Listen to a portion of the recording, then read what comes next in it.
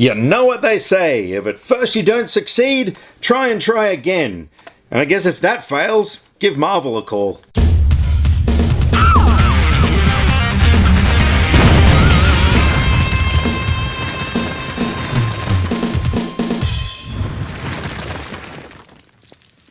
Spider-Man Homecoming! So this is the newest reboot of the Spider-Man franchise.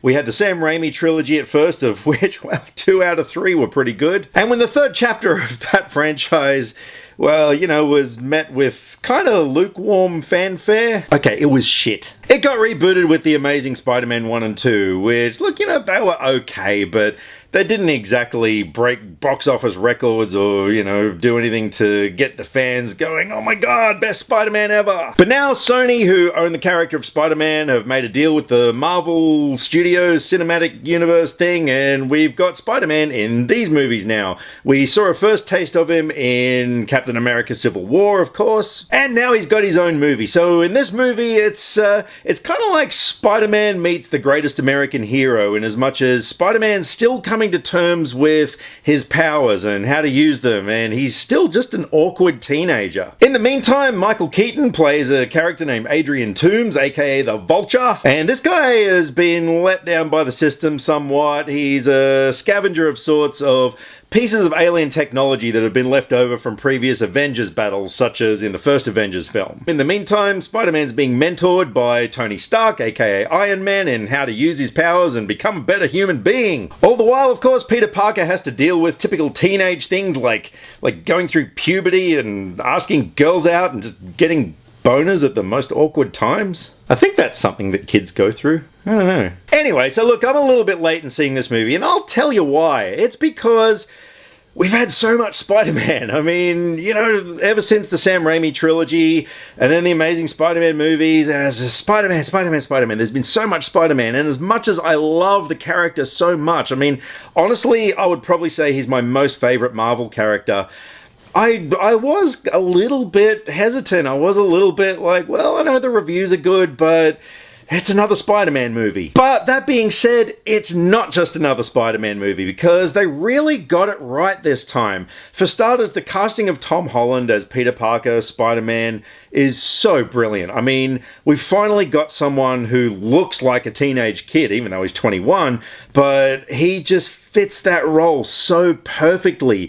He's thin, even though he's muscular. He's skinny. He is awkward. You know, he's great in that role. I love him in it so much. And it is nice having this as part of the Marvel Cinematic Universe. I like that we have little cameos from Captain America. We see Iron Man and references to the Avengers, that sort of thing. I really dug that about it. But I've got to say, my most favorite part of this movie, and I'm so happy that I'm about to say this, is the villain was awesome. I mean, so many comic book movies, be it Marvel or DC or whatever, like suffer from bland villains who are just doing the same thing and have the same motivations. This time around, we've got a fantastic character played by an amazing actor. So the character of Adrian Toomes, you know, he's one of these people who you feel sorry for the guy. You know why he's doing what he's doing, and he's not necessarily a bad person. And that is the best kind of villain, you know, someone who just believes what they're doing is right, is, you know, for their family or whatever. And I just loved every moment he was on screen. He looked great, especially in the costume as well. Like, you know, it was all, I wouldn't say plausible. I mean, a pair of giant flying wing thingies with propellers on them or whatever. Yeah, it's a bit of a far-fetched thing. But it didn't look like the Green Goblin that we've had previously that looked like something out of a Power Rangers movie or anything like that. Yeah, I thought he was really great. And the rest of the cast delivered really great performances as well. Marisa Tomei as Aunt May, she was fantastic. She's just so adorable as this character. And, oh wow, she had one of the funniest moments in the entire movie, which is right at the very end, just as the credits come up. It's one of those awkward moments where you're in the theater and you just burst out laughing and it suddenly goes silent for a few seconds and it's like, oopsies. And I was really happy to see Australia's own Angourie Rice in a role in this film, even though it was a small role. She was the kid from The Nice Guys, which came out last year, who I just think is one of the best kid actors working out there, and I love seeing her in such a high-profile movie like this, and I just really wanted to keep going and keep getting more roles and win an Oscar one day. There you go. So I thought the script was good. For the most part, there was some like really nice balances of humor and action. Like, this is one of those movies that actually got it right as far as the tone of the film, which I really dug.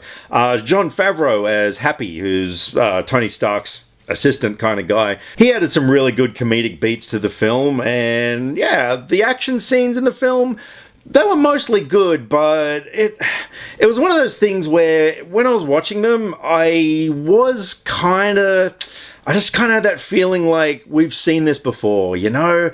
There weren't any really outstanding action scenes, and unfortunately the whole thing with the ferry being split in half that we've seen in the trailer, like, it's a shame that we actually saw the conclusion of how that gets resolved in the trailer, because it would have been a nice surprise. And on a side note, can anyone out there who knows more about ferries and physics than I do, please explain how, if a ferry is split in two, how both halves can keep floating? Because I don't know. Like I said, I'm not an expert in physics, but I just don't really see how that would be possible. But overall, the film was really entertaining. There weren't really any dull moments as such. Like I said, there were a few bits where it was kind of like, okay, seen this before, but I think probably my main gripe with the film was that Peter Parker's suit, which is given to him by Tony Stark, was almost like an Iron Man suit, in as much as it had all the technology, it had like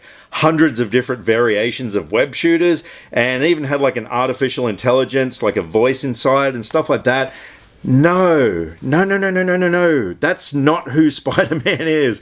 Like, a lot of the characters in this film were altered in some sort of way, and I didn't think that was too bad. Like, Flash Thompson, he's not the sort of jock bully anymore. He's still a bit of a bully, but he's like a science nerd.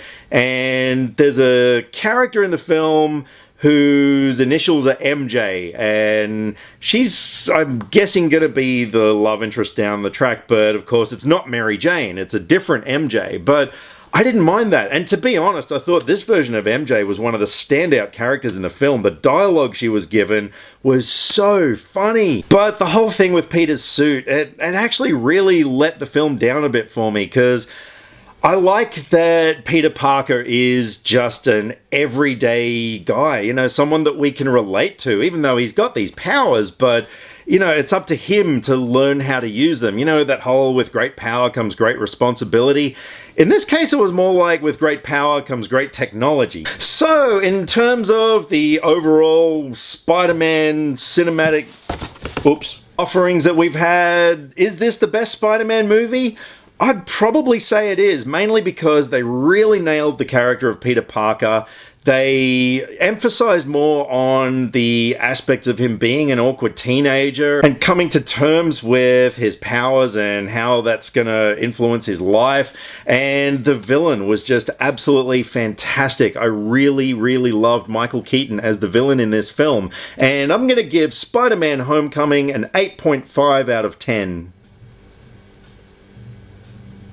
So here's my question to you guys, because I'm sure by now you've all seen Spider-Man Homecoming. What did you guys think of it, and how do you rate Tom Holland in terms of the previous Spider-Mans that we've had? Are you more of a Tobey Maguire fan? Did you love Andrew Garfield? Where does he rank in amongst your favourite Spider-Men? So let me know, drop me some comments either here or on Facebook. All the social media links are in the description below, because I like to talk about movies and I would love to talk about movies with you.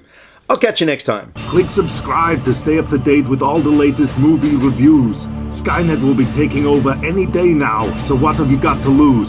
Nyah.